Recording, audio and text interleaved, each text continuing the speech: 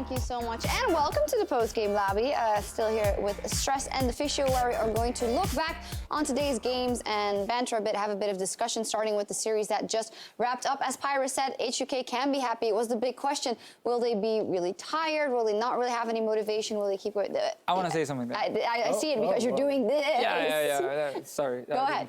So it's funny because, we keep saying, like, are they tired? Blah, blah, blah. I'm like, we are now 6 weeks into the LCS. Like, teams normally play a full split and then they're tired. So it's kind of funny, this whole, like, some teams needed a break and then other teams didn't need it. But and 10 games in 3 days, though. No, but that's great, but, like, point is, like, they would scrim those games anyway. So, like, it's not like they wouldn't be playing if it was a normal week. So it's actually funny that there's so much to talk about. Is a team drained after an event like this, when technically, actually, no, they should just be even better because they got to play so many extra games, and, like, H2K never seemed like they even talked about needing a break or anything. So that's why it's funny that Fnatic needed a break. And that's what we were getting to, actually. Yeah, that's my point. Is like it's weird that one team needed one, or some teams needed one, and other teams obviously didn't because we only 5 weeks. Maybe different teams have different needs and different dynamics, different, I think the problem about that is, though, when you're clearly having problems that, Mitch was talking about it towards the end, there's no synergy in the team. There's no nothing. People are kind of stepping forward at really random times. Nobody seems to be talking to each other. And the improvements we saw when Brox had joined the Fnatic lineup in the early game got so hard shut down in this game by Yankos, just walking into the jungle and being like, okay, all of these camps are mine. Fnatic just didn't have any real positives in these games. They tried bot lane. They did. Let's take a look at it. They tried. They tried something. They tried something to make it play, but it's kind of the story for Fnatic right now. Like, they're setting up this, like, really slow siege, and then by the time they dive in, they actually wait for the minions to almost be dead, and then it's just like Source goes in, flashes away, and no one can follow up. And meanwhile, Odan is just sitting top lane, taking a tower. And this is like a very traditional or standard Fnatic play right now, where they're kind of all in on a very risky move, while the enemy team is kind of just doing their, should we say, standard, which is like, just don't TP anything, like just take top tower, and then all Nuclear had to do was flash the body slam, and then they get a 1-for-1 here after, but they've already now fallen behind 4K gold, so it's pretty tough. It sounds very doom and gloom while we're talking about it for Fnatic. This lineup is still good enough to, I think, make playoffs. I think the 4 teams. Well, is that because of them or because of the teams under them? Well, that's kind of the nature of competition, right? Yeah. Is although Fnatic against the top teams don't look great, they still are better than Vitality, Origin, Roccat, and Giants. And they're probably going to lose a couple of games along the way, but I think Fnatic should just concentrate on getting to that playoff position and improving as much as you can for summer. But I wonder, again, improve for summer, I agree, but I wonder if for Fnatic as an organization, is it enough just to be part of playoffs? Because they look like one of the weakest of the top 6 teams, so we shouldn't right now expect them to do a whole lot in a quarterfinal, but there's still some weeks, maybe they can improve a lot before that. It's not looking very likely at the moment. Not at the moment. We are going to move on for a second because we have an interview standing by with one of the members of H2K, so we're going to head over to QuickShot. Thank you very much, Sharks. I am joined by the cool, the calm, the collected Yankos. First of all, congratulations on the win. Did it feel as easy for you to play as it was for us to watch, how easily you took down Fnatic?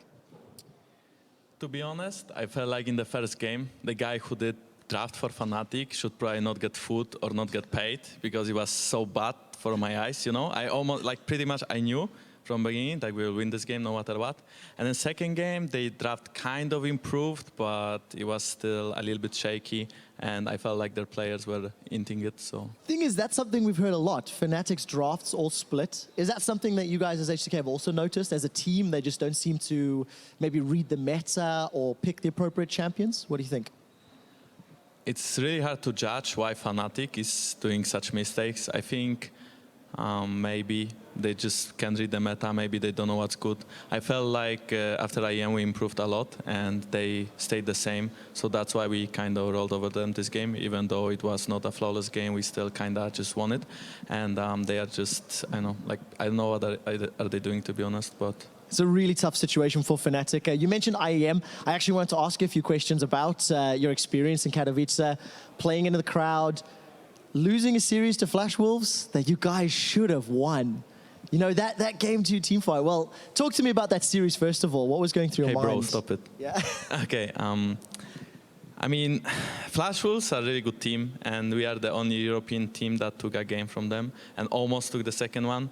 I think we improved a lot on IEM. We kind of understand how to play the Worlds meta instead of EU meta, and Worlds meta seems, even though it's not as efficient, it's way more easy to play the meta like this, and it feels like Worlds meta just fits our team better as well. So, you know, after the second game against Flash Wolves, I think what was missing was patience, because, you know, we didn't have to teamfight mid lane, we had to bait Nashor, we had to play it slower.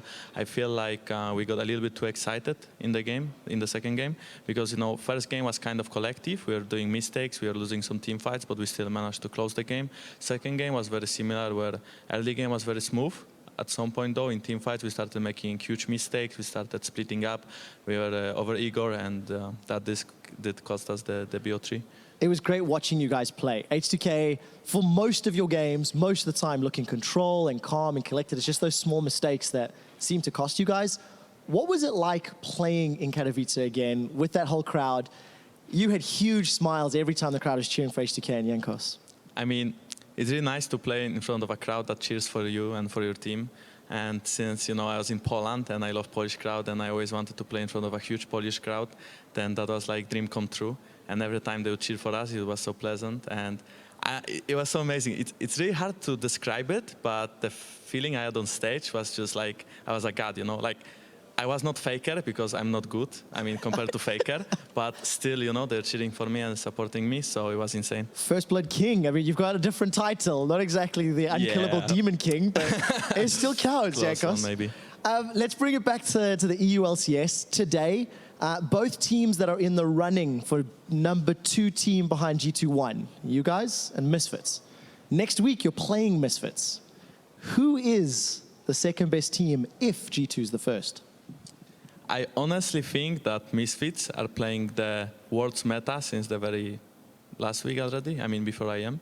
So I think they are really strong opponents. I think that they made a lot of mistakes in mid and late game against UL, and that's why the games were shaky.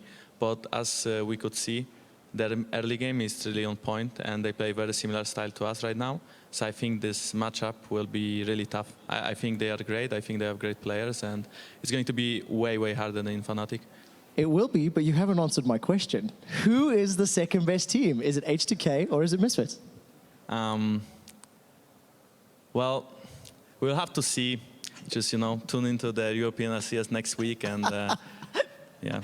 Okay, well, seeing as though Yankos won't actually give me the answer, next week we will see that game. Dude, thank you so much for the interview. Congratulations on taking on Fnatic. Thank you. All right, great. We're going to head back over to the analyst desk for the rest of Post Game Lobby. No, keep talking. That's so entertaining. But thank you. Always great to hear from Yankos, of course. A lot of interesting things in there about the second best team and all that. But I do want to talk about one thing. He talked about how the World's meta might not be as effective, but it's easier to play. Why is that exactly? Well, I think a lot of it comes down to drafting like very strong pushing lanes and then having a jungler who can invade the enemy jungle a lot. It's what we saw Yankos do in both series right now. It's why we talk about these Raptor camps. You know, take your own and you play around the enemy Raptor camp. You get yourself an experience advantage as a jungler, and you use that to kind of further take over the map. But a lot of it comes down to having these very strong early lanes that can push in the minions, so you can join for potential fights. Exactly, and you know, when we were seeing Misfits earlier, attempt that against some of the later scaling, you can see if you're not pushing the advantage, that's where the picks like the Orianna, like the Rise that we've seen in weeks gone by, can have that effect. But one of the things that like Flash Wolves were doing was never giving you that opportunity because they were so clean on taking the Syndra and the Graves and, you know, the Lee Sins of the meta and just being like, okay, now we're going to dive you, and you're never having an opportunity to scale. Yeah, and it's always fun to see how things that are actually considered standard is something that teams can forget and then have to pick it back up. Like coming into this split when the jungle camps were changed, it was like a slower respawn time. Everyone was talking about, oh, pushing lane in mid, pushing mid lane, because then my jungler can invade, we can steal away their camps, they don't get anything, slower respawn, it's great. A few weeks later, no one really talks about it, and it kind of goes away, and people start playing like a lot of scaling. Is that like an evolution of the meta? I don't know if it is, because it was already a thing.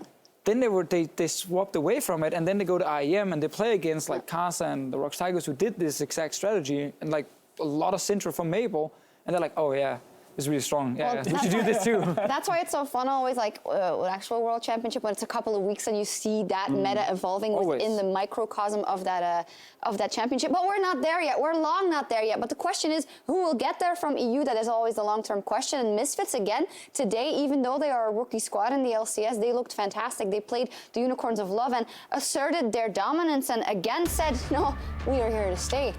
They looked great today. Like, let's be real. For the majority of the games, Misfits were in control in the early game. It was just the late game decision-making that we heard Yankos talking about that was a little suspect from Misfits. I really liked how they played around their vision control, their early game, and tried to punish Unicorns for all of these, like, Orianna picks where they needed extra time. Exactly, and I think overall, like, we talked about this during the series, you guys said it on the desk, like, very enjoyable series to watch with a lot of, like, fights, but also some very good, like, macro moves here and there, especially from Misfits in some of the games, and overall, very exciting team to follow.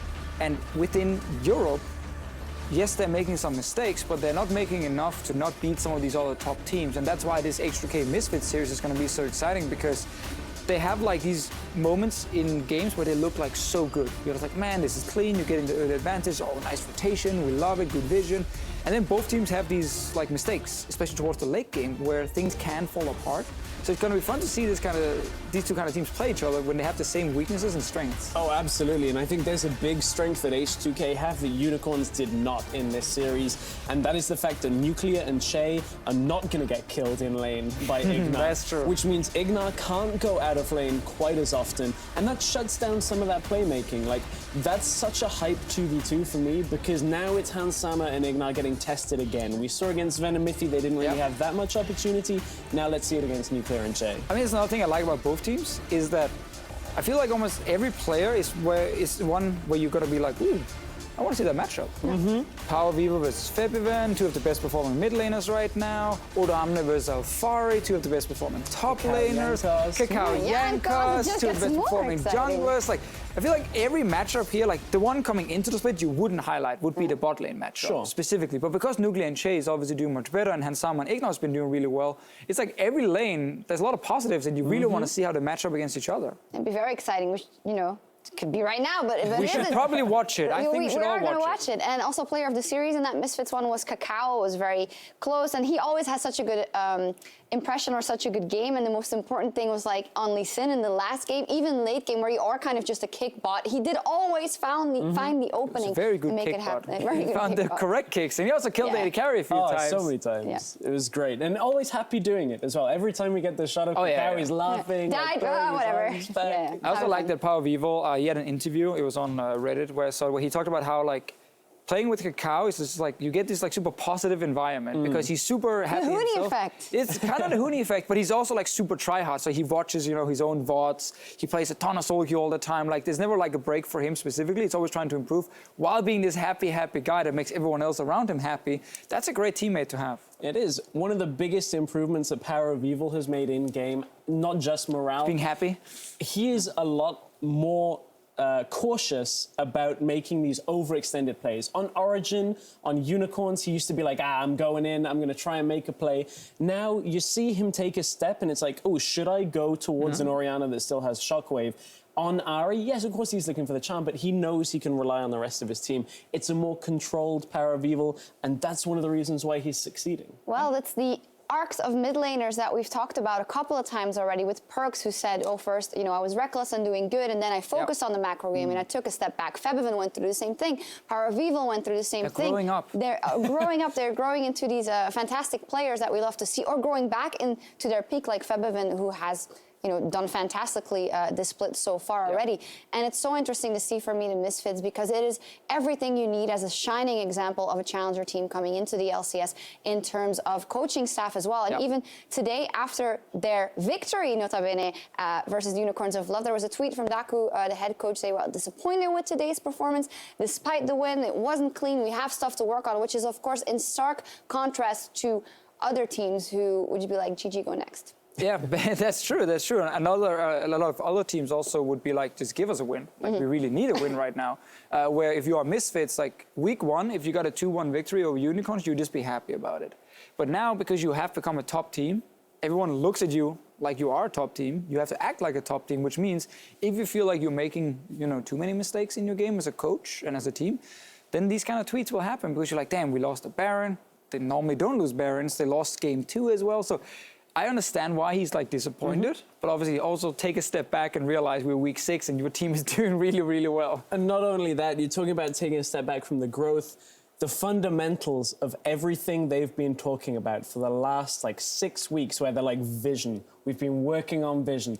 Everything's about that macro game. We're still there. Even in a performance you're not happy with, their ability to restrict the unicorns back into their own base in every single game still maintained, and that's really one of the strengths that was impressive. I like the point you made, Shox, before about, Misfits as an organization is doing everything correct, and they're now showing how they get rewarded by becoming this really good team, and I really agree, it's so important to see an organization who's clearly doing more than certain other organizations are doing in the EU LCS, having built up this infrastructure already, investors, an owner who's super invested in the team. I saw the video of the gaming house recently as well. It's an apartment they basically built for these guys and it looks fantastic. So they're doing all these correct moves as an organization, and it's just great to see them actually then get rewarded. So other organizations can look at it and say, ooh, that's what we're aiming for, because it's actually working. But as always, it's always, well, of course it's all going well when it's all going uphill and you're winning, and we have to see the other side of the medal, but I don't want to be a negative Nancy here because they are winning and they are doing good, and it's all looking good for them. And after that game today, we can also see the Misfits starting to cement their place in the league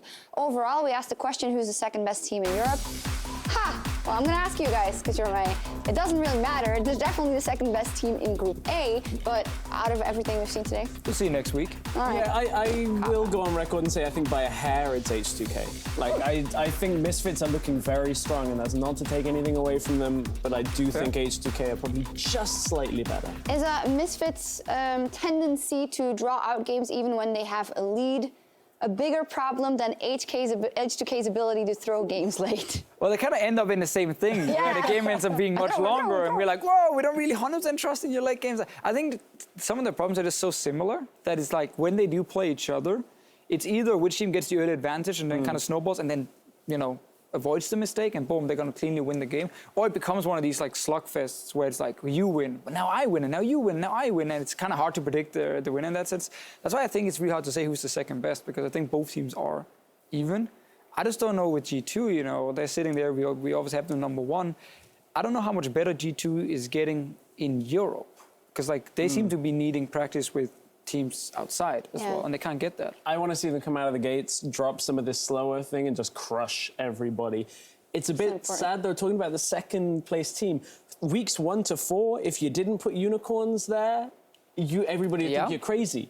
Now we're 2 weeks on, IEM on, and unicorns just seem to be figured out, and I want to see them regroup as a team as well. Well, Mitch was saying before, they've built up some credit, right? They have now earned a position where they've earned the right to figure some things out. Of course, it can't last that long because we're week 6 already, but we'll see. And we'll also see G2 tomorrow, as they will be going up against Vitality. Yes, I thought. Tough matchup. And Splice versus Giants, and Misfits OG and Unicorns of Love versus Rocket. But the same question goes for them. Stress, saw them at IEM. We did also see good things from them. They made it to the finals, crushing loss there in the finals in the end, but looked good overall. I'm mixed on G2's performance. I asked Stress. Oh, sorry. Because you're just looking at me. So I know. It's all right. I think we'll see the bot lane shore up some of the issues we saw at IEM. I don't think most of the European squads, especially not Vitality, aren't going to exploit any of the weaknesses that G2 had. So I think it'll be back to business as usual for them. I just want them to come out a bit faster, start pushing their lead. Just get fast wins, get clean wins. I know a lot of talk about average game time. Are we going to get into this discussion? But if you're winning cleanly, normally you're winning quickly. That's what I want to see out of G2. Yeah, I think G2's problem, again, is not winning games in Europe. It's improving from those games when it comes to the international stage, which is the goal. Same problem like TSM had last year in North America. They were winning and winning and winning, steps onto the international stage, and then suddenly you realize that the teams you were playing against in your own region just didn't punish whatever mistakes you would make. So when you made them against better teams, boom, punished, didn't make it out of groups. Same thing with G2. So I think that's a bigger discussion or problem for them than necessarily was it a great IM? You know, will they bounce back? Like, they're playing Vitality tomorrow. That's going to be a 2-0 most likely in favor of G2. But I think Vitality is a team to follow in a sense. Like, can they claw their way back up? But like, G2 should take that game. Yeah, and we should be very excited to watch how they do it and how good their League of Legends is that they show us. Already told us right? what the result is. Yeah. Hey, man, you spoiled the last game. You said 2-0 H2K, and it was... No, I for one am excited to see what G2 brings to the Rift back from IM. Well, we will see that tomorrow. It's time for us to close the client for the night. Thank you so much for watching, and tune in tomorrow as our coverage of the European LCS 2017 Spring Split continues. Have a good night. We'll see you tomorrow.